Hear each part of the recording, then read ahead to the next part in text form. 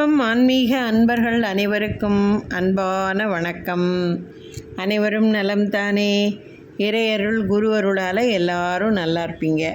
நம்முடைய வில்வம் ஆன்மீகம் சேனலில் நாம் தொடர்ந்து பல பதிவுகளை பார்த்துக்கிட்டு இருக்கோம். என்னுடைய எல்லா பதிவுகளுக்கும் நீங்கள் நல்லா எனக்கு ஆக்கம் அளித்து ஊக்கமளித்து என்னுடைய கருத்துக்களை எல்லாம் நீங்கள் நல்லா வரவேற்று எனக்கு நல்ல ஒரு சப்போர்ட் பண்ணுறீங்க. நான் நன்றின்னு ஒரே ஒரு வார்த்தையில் சொல்லிட முடியாது. அளவுக்கு அதிகமான அளவு கடந்த மகிழ்ச்சியும் சந்தோஷத்தையும் நான் அடைகிறேன். தொடர்ந்து என்னுடைய இந்த முயற்சிக்கு நீங்கள் எல்லோரும் நல்ல ஒத்துழைப்பும் ஆதரவும் கொடுத்து என்னை நீங்கள் ஊக்கப்படுத்தணும்னு இருகரம் கூப்பி பணிவன்போடு கேட்டுக்கிறேன். இப்போ இன்றைய இந்த பதிவில் நம்ம என்ன பார்க்க போகிறோம் அப்படின்னா, நம்முடைய கோரிக்கைகள், பிரார்த்தனைகள், ஆசைகள் இப்படின்னு நம்ம அடுக்கிக்கிட்டே போகலாம். எது தான் நமக்கு இல்லை வாழ்க்கையில் சொல்லுங்க பார்ப்போம். காலையில் தூங்கி எழுந்ததுலேருந்து ராத்திரி படுக்கிற வரைக்கும் நமக்குன்னு உள்ள இல்லை நம்ம சார்ந்த நம்ம குடும்பத்தை சார்ந்த கணவன், மனைவி, குழந்தைங்க, அம்மா, அப்பா, மாமனார், மாமியார், நம்ம சுற்றத்தார்கள், நண்பர்கள் இப்படியே அடுக்கிக்கிட்டே போகலாம் எல்லாரையும். அதுமாரி ஒவ்வொருத்தருக்கும் ஒரு ஒரு காரியங்கள் நல்லபடியாக நடக்கணும், தடையில்லாமல் நடக்கணும், விருப்பமாக நடக்கணும், நியாயமான கோரிக்கைகள்லாம் நிறைவேறணும்னு சொல்லி நம்ம மனசில் வேண்டிகிட்டே இருப்போம். ஒரு ஒரு நிமிஷமும் அது ஆணாக இருக்கட்டும், பெண்ணாக இருக்கட்டும், யாராக இருக்கட்டும்.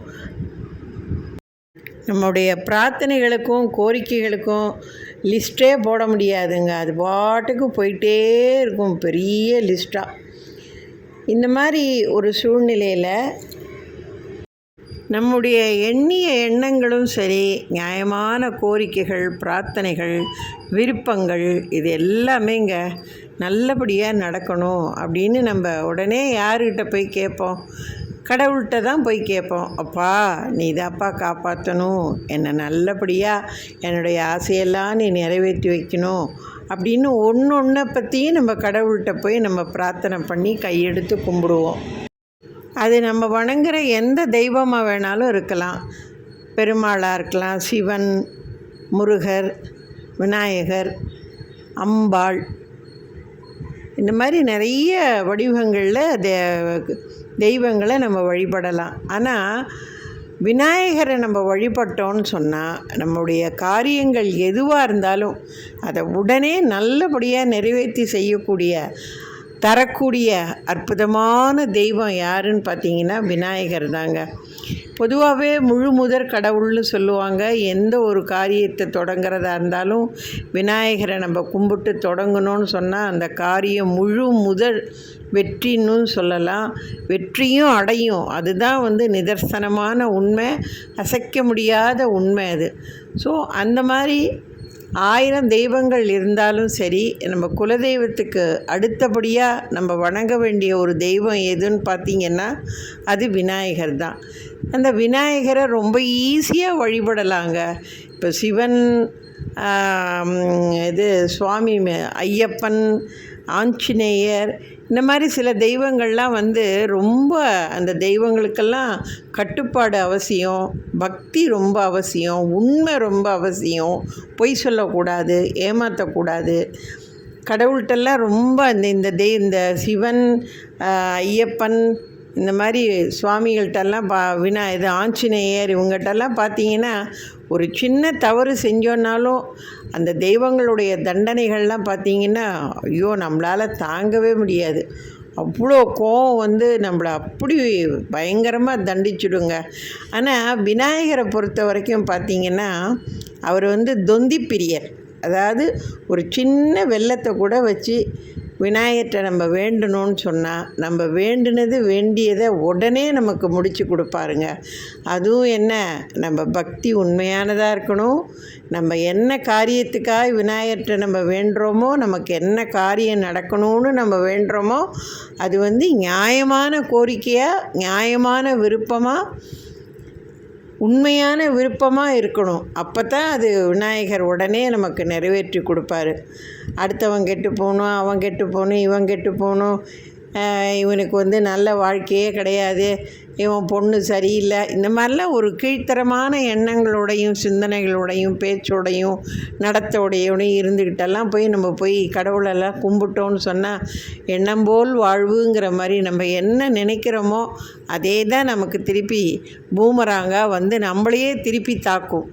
அடுத்தவனை தாக்குதோ இல்லையோ, நம்மளை தாக்குச்சின்னு வச்சுங்க, அந்த தாக்குதலுடைய வலியெல்லாம் நம்மளால் தாங்கவே முடியாதுங்க. மிக மிக கொடியது. ஒரு உடம்பு சரியில்லாமல் நோய்வாய்ப்பட்டு அவஸ்தைப்படுறத விட மிக மிக கொடியதுங்க. அந்த மாதிரி அதனுடைய தாக்கத்தோட வலி, வேதனை, கண்ணீர், மன உளைச்சல்லாம் பார்த்திங்கன்னா எத்தனை பேர் இதை நீங்கள் உண்மைன்னு ஒத்துக்கிறீங்க? அதனால் எந்த ஒரு தெய்வத்துக்கிட்ட நம்ம கோரிக்கைகளை நம்ம சமர்ப்பிக்கிறதா இருந்தாலும் அதை நம்ம நியாயமானதாக இருக்கணும், உண்மையானதாக இருக்கணும். அந்த காரியத்தினால நம்முடைய வாழ்க்கையும் சரி, நம்முடைய குடும்ப சூழ்நிலையும் சரி நல்ல விதமாக மாறணும், நல்ல நிலைக்கு உயரணும். அப்படிங்கும் பொழுது கண்டிப்பாக அந்த பிரார்த்தனையை கடவுள் நிச்சயம் நமக்கு நிறைவேற்றி வைப்பாருங்க.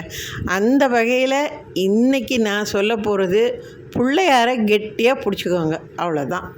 அந்த பிள்ளையாரை நம்ம கெட்டியாக பிடிச்சிக்கிட்டு நம்முடைய என்னென்ன காரியங்களுக்கு எப்படியெல்லாம் நம்ம பிள்ளையாரை நம்ம வேண்டணும்னு சொன்னால் எப்படி நமக்கு பிள்ளையார் அதை உடனே முடித்து கொடுப்பார் அப்படிங்கிறத பற்றி தாங்க இந்த காணொளியில் நான் எனக்கு தெரிஞ்சதை நான் கடைபிடித்த சில பரிகாரங்களையும் பக்தியையும் நான் அதனால் அனுபவித்த அனுபவத்தை பற்றியும் தான் நான் இந்த காணொளியில் சொல்லியிருக்கேனே தவிர வேறு எதுவும் புதுசாக ஒன்றும் நான் கண்டுபிடிச்சி எதுவும் நான் சொல்லலை. இது எல்லாரும் செய்யக்கூடிய ஒரு மிக மிக எளிய பரிகாரங்களாக தான் இதில் நான் சொல்லியிருக்கேன். முதல்ல நம்பிக்கை ரொம்ப முக்கியங்க. நம்பிக்கை தான் வாழ்க்கையே. அதுவும் யார் மீது நம்பிக்கை வைக்கணும்? விநாயகர் மீது நம்பிக்கை வைக்கணுங்க. அசைக்க முடியாத நம்பிக்கை வைக்கணும், ஆழ்ந்த பக்தியை வைக்கணும். நீ தான் கதி, உன்னை விட்டால் எனக்கு யாரும் இல்லைன்னு சொல்லி அவர்களுடைய காலை இறுக பற்றிட்டு உண்மையான பக்தியோடு நம்ம இந்த எளிய பரிகாரங்களை எல்லாம் நம்ம செய்யும் பொழுது படிப்படியாக கொஞ்சம் கொஞ்சமாக நம்மளுடைய கஷ்டங்களும் நம்மளுடைய வேதனைகளும் மன உளைச்சலும் கண்ணீரும் மாறி நல்ல ஒரு மாற்றத்தையும் நல்ல ஒரு மாறுதலையும் குடும்பத்தில் ஒரு நல்ல அமைதியான சூழ்நிலையும் நம்முடைய ஒவ்வொரு நியாயமான விருப்பங்களும் கோரிக்கைகளும் அடுத்தடுத்து நல்லபடியாக நிறைவேறி நம்ம வாழ்க்கையில் நல்ல ஒரு வளத்தையும் மாற்றத்தையும் கண்கூட நம்ம பார்ப்போங்கிறது 100% என்னங்க, 200% உண்மை. இதெல்லாம் வீடியோவில் மணிக்கணக்காக பேசுகிறதுல ஒன்றும் பெரிய விஷயம் கிடையாதுங்க. ஒன்றையும் அவங்கவுங்க வாழ்க்கையில் அவங்கவுங்களுடைய அனுபவபூர்வமாக இதெல்லாம் நீங்கள் உணர்ந்து செய்யும்பொழுது தான் அதனுடைய சக்தி என்னங்கிறதே உங்களுக்கு புரியும். உங்களுக்கு என்னம்மா, நீங்கள் பாட்டு ஒரு வீடியோ வச்சுக்கிட்டு வாய்க்கு வந்ததை மனசுக்கு வந்ததெல்லாம் இஷ்டத்துக்கு ஏதோ சொல்லிகிட்டு இருக்கீங்க, உளறிட்டு இருக்கீங்கன்னு நீங்கள் உங்கள் மைண்ட் வாய்ஸ் கேட்குது. நீங்கள் என்ன வேணாலும் என்னை கிண்டல் பண்ணிக்கோங்க, கிரிட்டிசைஸ் பண்ணிக்கோங்க, என்ன வேணாலும் செஞ்சுக்கோங்க. ஆனால் நான் என்னுடைய இஷ்ட தெய்வமான விநாயகர் மீது ஆணையிட்டு சொல்கிறேன், அவரை நம்பி செய்கிற எந்த ஒரு காரியமும் வீண் போனதாக சரித்திரமே கிடையாதுங்க. இது 100% உண்மை. தயவுசெய்து விளையாட்டாக நினைக்காதீங்க. நான் சொல்கிறதெல்லாம் நீங்கள் செஞ்சே ஆகணும்னு நான் உங்களை கட்டாயப்படுத்தலை. எல்லாமே உங்களுடைய நம்பிக்கை தான். அந்த நம்பிக்கையின் அடிப்படையில் செய்யக்கூடிய பரிகாரங்கள் தான் இதெல்லாம். வாங்க, இப்போ என்னென்ன காரியங்களுக்கு எப்படியெல்லாம் நம்ம விநாயகரை வழிபட்டு அந்த பரிகாரங்களை எல்லாம் செஞ்சால் நம்ம காரியம் நல்லபடியாக நடந்து நம்ம மனசுக்கு நிம்மதியும் சந்தோஷத்தையும் கொடுக்குன்றதை பற்றி நம்ம பார்க்கலாம். ஓகே, இப்போ முதல் பரிகாரமாக பார்த்திங்கன்னா, எல்லார் வீடுகள்லேயும் என்னையும் சேர்த்து தான் நான் சொல்கிறேன், எதை தொட்டாலும் பிரச்சனை. இப்போ இந்த பள்ளிக்கூடத்துக்கு பசங்க போயிட்டு வரோம், பள்ளிக்கூடத்துலேருந்து ஏதாவது ஒரு பிரச்சனை, ஹஸ்பண்டு ஆஃபீஸ் போயிட்டு வருவாங்க, அங்கேருந்து ஒரு பிரச்சனை. வீட்டில் குடும்பத்தில் ஹவுஸ் ஒய்ஃபாக இருப்போம், நமக்கு ஒரு பிரச்சனை. நம்ம பாட்டு தெய்வமேன்னு இருப்போம், எவனாவது வலியக்க வந்து நம்மக்கிட்ட வம்பளத்து அதில் ஒரு பிரச்சனை. இந்த மாதிரிலாம் எதை எடுத்தாலும் பிரச்சனை. அப்புறம் என்னடா எந்த பக்கம் போனாலும் இந்த குத்து குத்துறாங்களே, இந்த அடி அடிக்கிறாங்களேன்னு நமக்கு அப்படியே கதி கலங்கி போய் என்ன செய்யறதுன்னே தெரியாமல் அப்படியே திக்கி திணறி திண்டாடி போய் நிற்போம். அந்த மாதிரி ஆன சூழ்நிலையில் நம்ம என்ன செய்யணும்னு சொன்னால், பொதுவாகவே அரச மரத்தடியில் தான் விநாயகர் இருப்பாருன்றது காலங்காலமாக நம்ம எல்லாருக்கும் தெரிஞ்ச ஒரு தகவல் தான். அந்த மாதிரி அரச மரத்தடியில் விநாயகர் பக்கத்தில் 2 நாகர் சிலையும் இருக்கும் பாருங்கள், அதோடையே இருக்கும் விநாயகர் சிலை. அந்த மாதிரி இருக்கிற அந்த விநாயகர் சிலை 2 பக்கமும் நாக தெய்வம் இருக்கிற மாதிரி உள்ள அந்த விநாயகர் எங்கே இருக்கிறாரோ அதுவும் அரச மரத்துக்கு அடியில் அங்கே போய் எருக்கம் வேர் இருக்குது பாருங்கள், அந்த வேரில் ஒரு அகலில் நெய் தீபம் ஏற்றி தொடர்ந்து விநாயகரை கும்பிட்டுக்கிட்டே வாங்க. உடனே அடுத்த கேள்வி கேட்பீங்க, எத்தனை நாள் கும்பிடணும்? காலையில் கும்பிடணுமா, மத்தியானம் கும்பிடணுமா, சாயந்தரம் கும்பிடணுமா, ராத்திரி கும்பிடணுமான்னெல்லாம் இந்த மாதிரி மடத்தனமான கேள்வியெல்லாம் கேட்காதீங்க. காலையில் எந்திரிச்சு குளித்து கிழித்து முடிச்சுட்டு உங்கள் வீட்டு பூஜை அறையில் நீங்கள் சாமியை கும்பிட்டுட்டு வெளியில் போய் கோயிலில் போய் இந்த மாதிரி விநாயகருக்கு இதே மாதிரி நான் சொன்ன இந்த பரிகாரத்தை தொடர்ந்து செஞ்சுக்கிட்டே வாங்க. உங்கள் வீட்டில் பிரச்சனைகள் கொஞ்சம் கொஞ்சமாக மாறி உங்களுக்கே மனசில் ஒரு நிம்மதியும் சந்தோஷமும் ஏற்படுறத இந்த பரிகாரத்தை நீங்கள் செய்ய தான் நீங்கள் கண்கூட பார்ப்பீங்க. அரச மரத்தை சுற்றிட்டு அடி வயிற்றில் கையை வச்ச கதைன்னு ஒரு பழமொழி சொல்லுவாங்க. அது மாதிரி 1 வாரம் செஞ்சேன், 10 நாள் செஞ்சேன், 1 மாதம் செஞ்சேன், அடப்போயா ஒன்றும் நடக்கலையா, இன்னும் பிரச்சனை மேலே தான்யா போகுதுன்னா அப்போ உங்களுக்கு கர்மா அவ்வளோ ஜாஸ்தியாக இருக்குதுன்னு அர்த்தம். அந்த கர்மாப்படுத்துகிற பாடு தான் இது எல்லாமே. உங்களுக்குன்னு இல்லை, என்னையும் சேர்த்து தான் நான் சொல்கிறேன். அதனால் அந்த கர்மானால தான் நம்ம இவ்வளோ கஷ்டப்படுறதே. அந்த கர்மாவோட வீரியம் குறையணும் அப்படின்னு சொன்னால் நம்ம பிள்ளையார் காலை தான் போய் இறுக்கி பிடிச்சி இந்த ஒரு எளிய பரிகாரத்தை தினமும் செஞ்சுட்டு வாங்க. வேணால் உங்களுக்காக ஒரு சின்ன வழியை சொல்கிறேன். எங்களால் ரொம்ப நாள்லாம் கும்பிட முடியாதும்மா அப்படின்னா குறைஞ்சபட்சம் ஒரு 21 நாளாவது நீங்கள் இந்த மாதிரி பிள்ளையாரை தினமும் போய் நம்பிக்கையோட, நான் திருப்பி சொல்கிறேன், நம்பிக்கையோட பிள்ளையாரோட ஆழ்ந்த பக்தியோட மனசு நிறைஞ்ச ஒரு நம்பிக்கையோடு போய் பிள்ளையாருக்கு இது மாதிரி தொடர்ந்து செய்யுங்க. நல்லபடியாக உங்கள் கஷ்டங்கள் விலகுதா இல்லையான்னு பாருங்கள். அடுத்ததாக 2வது பரிகாரமாக ஒன்று சொல்கிறேன். நல்ல ஒரு தேங்காய் எடுத்துக்கோங்க, குடுமி உள்ள தேங்காயாக எடுத்துக்கோங்க. அந்த தேங்காயில் வெள்ளை நூல் 2 எடுத்துக்கோங்க. ஒரு 3 சுற்று இல்லைன்னா 5 சுற்று சுற்றுற அளவுக்கு வெள்ளை நூலை 2 இதாக எடுத்துக்கோங்க. ஒரு நூலில் மஞ்சளை தடவிக்கோங்க, இன்னொரு நூலில் குங்குமத்தை தடவிக்கோங்க. இதெல்லாம் கொஞ்சம் நல்லா காஞ்சதுக்கு அதுக்குன்னு ரொம்ப காய விட்றாதீங்க. ஏன்னா நம்ம தடவின மஞ்சள் குங்குமம்லாம் எல்லாம் கொட்டி போடணும். அப்புறம் கயிறில் அந்த மஞ்சள் குங்குமமே இருக்காது உங்களுக்கு. ஓரளவு கொஞ்சம் ஈரப்பதமாக இருக்கும்போதே அந்த மஞ்சள் நூலையும் சரி, குங்குமம் கலந்த அந்த நூலையும் சரி, உங்களுக்கு என்ன பிரார்த்தனையோ, உங்கள் பொண்ணுக்கு கல்யாணம் நல்லபடியாக அமைய, நல்ல வரன் அமையணும், பையனா பொண்ணா யாராக இருந்தாலும், பொண்ணு மாசமாக இருந்து அவளுக்கு டெலிவரி நல்லபடியாக நடக்கணும், என் பையனுக்கு நல்லபடியாக ஒரு வேலை கிடைக்கணும், என் கணவர் தொழிலில் நல்ல வியாபாரம் தொழிலில் நல்ல ஒரு முன்னேற்றம் ஏற்படணும், வியாபாரம் நல்லா செழிக்கணும். நீங்கள் ஒரு தொழில் தொடங்குறீங்க அப்படின்னா அது நல்லா மென்மேலும் நல்லா வளரணும். நான் வீடு கட்டுறேன், வீடு கட்டுறதுக்கு நீங்கள் வாஸ்து நாள் பார்க்குறதுலேருந்து மனப்பூஜை போடுறதுலேருந்து கட்டடம் கட்டி முடிஞ்சு அந்த வீட்டில் நீங்கள் ஒரு நல்ல நாள் பார்த்து பால் காய்ச்சி உங்கள் வலது காலை எடுத்து வச்சு வீட்டுக்குள்ளே நீங்கள் குடியேறுற வரைக்கும் அந்த வீடு நல்லபடியாக ஒரு அடுத்தடுத்த நல்ல நிலையில் எல்லாம் தாண்டி வீடு நல்லபடியாக கட்டி முடியணும். இந்த மாதிரி எத்தனையோ பிரார்த்தனைகள் நமக்கு இருக்குங்க.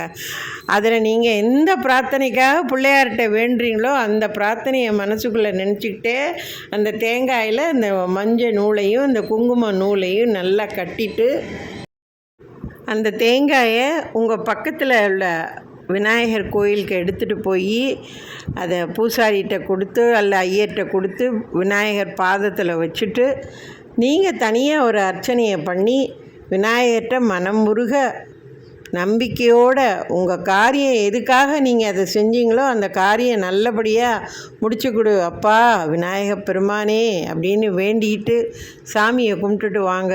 கண்டிப்பாக உங்களோட அந்த காரியம் நிச்சயம் நிறைவேறுங்க. உங்கள் காரியம் நிறைவேறினதுக்கு அப்புறமா நீங்கள் அந்த தேங்காயை உடைச்சிடுங்க. அதில் கட்டியிருக்கிற அந்த கயிறை பிள்ளையார் பாதத்திலேயே போட்டுடுங்க. இந்த ஒரு எளிய பரிகாரத்தையும் நீங்கள் நம்பிக்கையோடு செஞ்சு பாருங்கள்.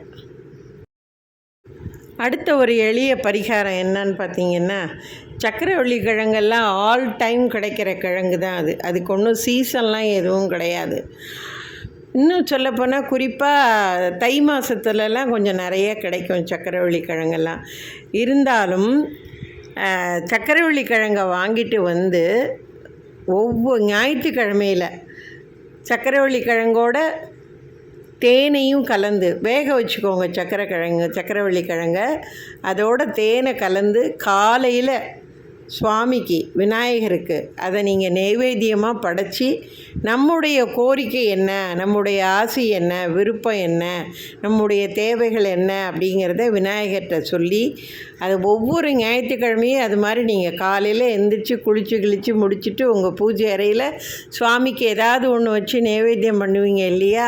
எல்லார் வீடுகள்லையும் நம்ம அது செய்கிறது தான்.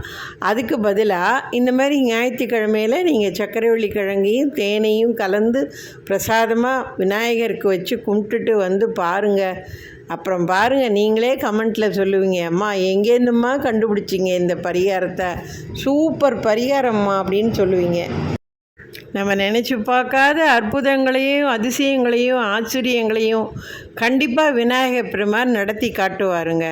இதை நீங்கள் செஞ்சு பாருங்கள். அப்புறம் கண்டிப்பாக நீங்கள் அதை உணர்வீங்க, அவருடைய ஆசீர்வாதத்தை. அடுத்த ஒரு எளிய பரிகாரம் சொல்கிறேன் பாருங்கள். நம்மக்கிட்ட கடன் பிரச்சனை அதிகமாக இருக்குது. வட்டி கட்டியே நம்மளால் சமாளிக்க முடியல. ஒன்றும் கடன் அடைக்கிறதா, அதாவது அசலை அடைக்கிறதா, வட்டி கட்டுறதா, அசலுக்கும் வட்டிக்கும் பணத்துக்கு எங்கே போகிறது அப்படின்னு அப்படியே நம்ம ரொம்ப தவிச்சு போய் நின்றுட்டுருப்போம். இந்த மாதிரி நேரத்தில் ஒரு சின்ன எளிய பரிகாரம் விநாயகருக்கு. செம்பருத்தி செடி நம்ம எல்லார் வீடுகள்லேயும் வச்சுருப்போம். பார்க்குற இடமெல்லாம் செம்பருத்தி செடியெல்லாம் நிறைய நம்ம பார்த்துருப்போம். அந்த மாதிரி செம்பருத்தி செடியோட இலை நல்ல பழுப்பு இல்லாத, பூச்சி கீச்சி இல்லாத நல்ல இலையாக உங்களால் ஒரு 54, 21, 108 அந்த மாதிரி ஒத்த படையில் இலையை மட்டும் பறிச்சிட்டு வந்து நல்லா கழுவி சுத்தம் பண்ணிவிட்டு உங்கள் வீட்டு பூஜை அறையில் நீங்கள் விநாயகர் விக்கிரக சிலை வச்சுருந்தாலும் சரி, இல்லை விநாயகர் திருவுருவ படம் வச்சுருந்தாலும் சரி, வீட்டிலேயே உங்களுக்கு விநாயகர் துதி என்ன தெரியுதோ அதை சொல்லுங்கள். இந்த தான் சொல்லணும், அதை தான் சொல்லணும், இதை தான் சொல்லணும்னுலாம் கிடையாது. அப்பா விநாயகா போற்றி ஒரு இலைய விநாயகர் படத்தில் போடுங்க. அப்பா கணபதியே போற்றி ஒரு செம்பருத்தி இலையை போடுங்க. ஓம் கம் கணபதியே போற்றி போடுங்க. இந்த மாதிரி உங்களுக்கு என்ன மந்திரம் சொல்ல தெரியுதோ அதை நீங்கள் சொல்லி 54, 108, 21, 11 ஒத்தப்படையில் வர்ற மாதிரி மனசார நம்பிக்கையோடு வேண்டி அதையும் இந்த கடன் பிரச்சனையெல்லாம் ஓரளவு தீர்ற வரைக்கும் நம்பிக்கையோடு செய்யுங்க. நீங்களே வேணாலும் ஒரு நாளை குறிச்சிக்கோங்க. 21 நாள் செய்கிறேன், தினம் 54 நாள் செய்கிறேன், 108 நாள் செய்கிறேன், ஒரு மண்டலம் செய்கிறேன் அப்படின்னு நீங்களாக ஒரு சங்கல்பத்தை மனசில் நீங்கள் வைராக்கியமாக உருவாக்கிக்கிட்டு அத்தனை நாள் வரைக்கும் காலையில் எந்திரிச்சு குளித்து முடிச்சுட்டு சுத்தபத்தமாக வீட்டில் செய்யுங்க. இல்லை வீட்டில் உங்களால் செய்ய முடியாது, நான் வீட்டிலலாம் விக்கிரகங்கள்லாம் எங்கள் வீட்டில் கிடையாது அப்படின்னா ஒன்றும் பிரச்சனை இல்லை.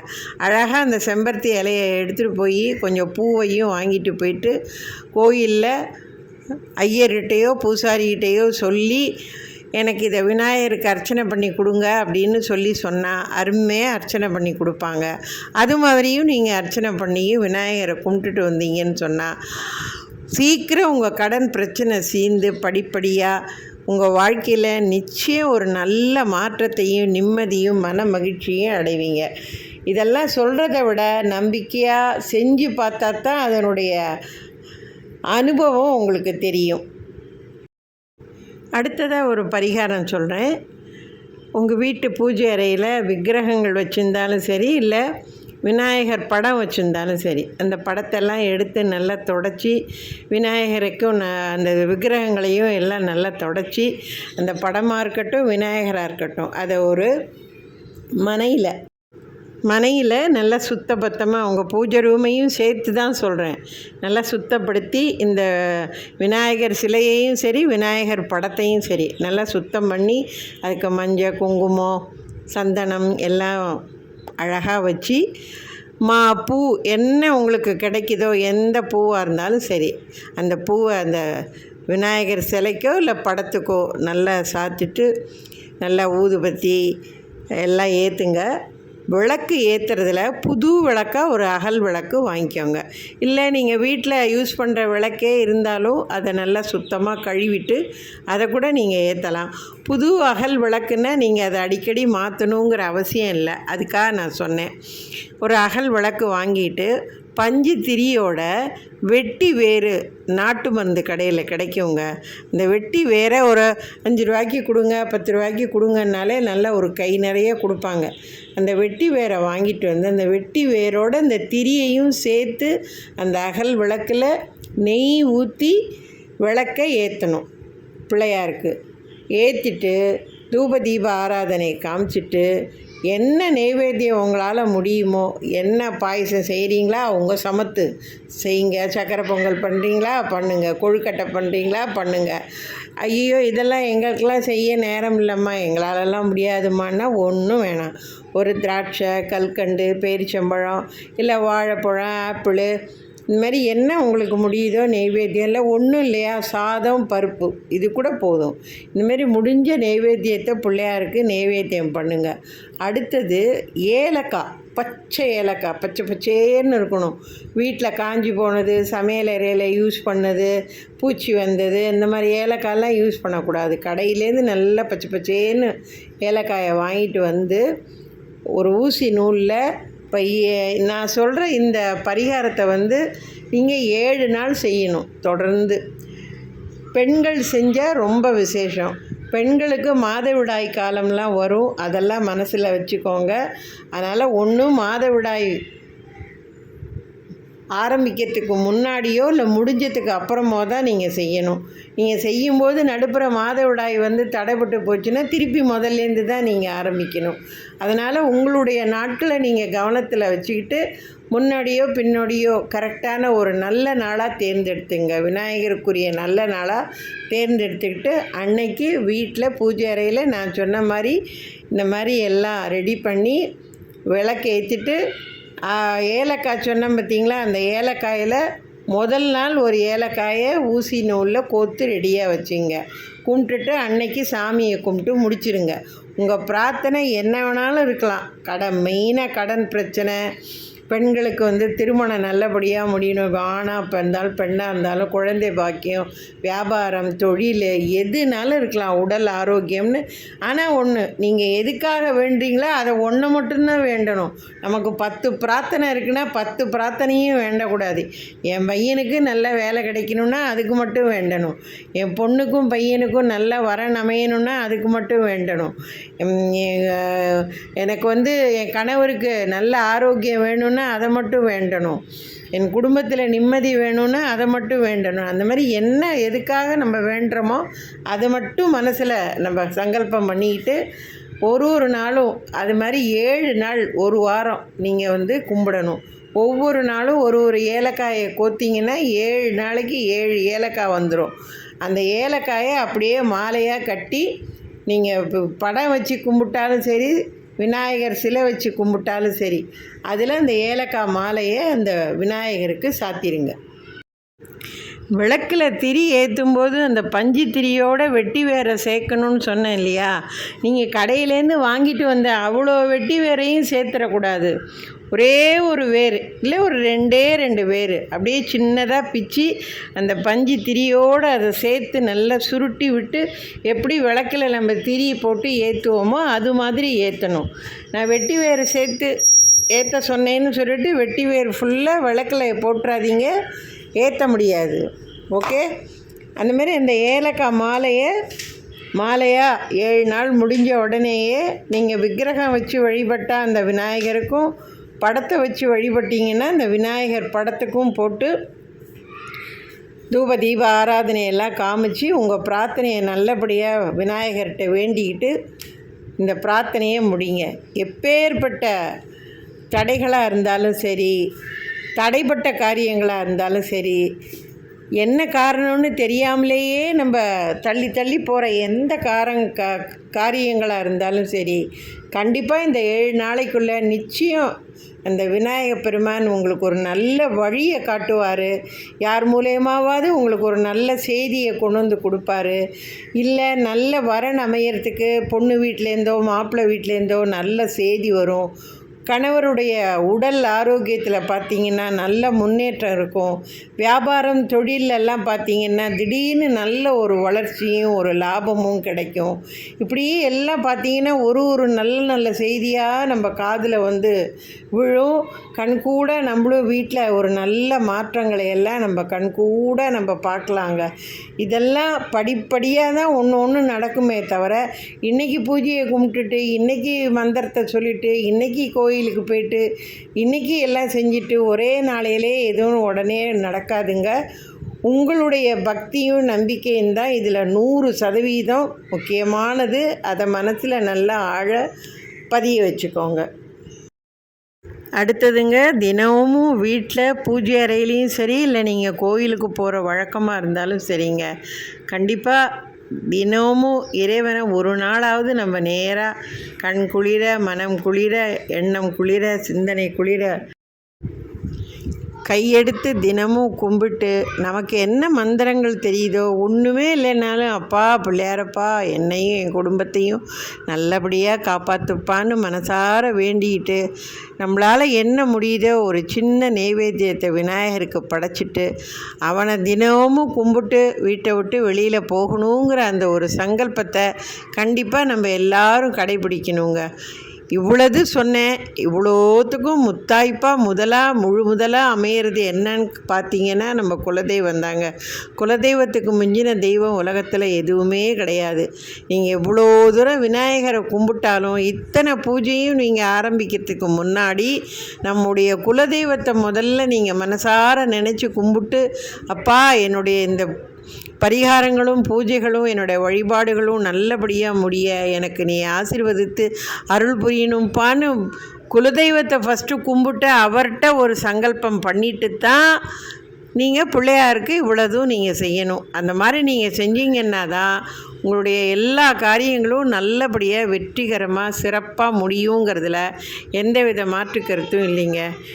இது வரைக்கும் நான் சொன்ன இந்த பரிகாரங்கள்லாம் நிச்சயம் உங்களுக்கு பிடிச்சிருக்குன்னு நினைக்கிறேன். மிக மிக எளிமையான ஒரு பரிகாரம்தான், நம்மளால் செய்யக்கூடிய ஒரு பரிகாரம்தான்.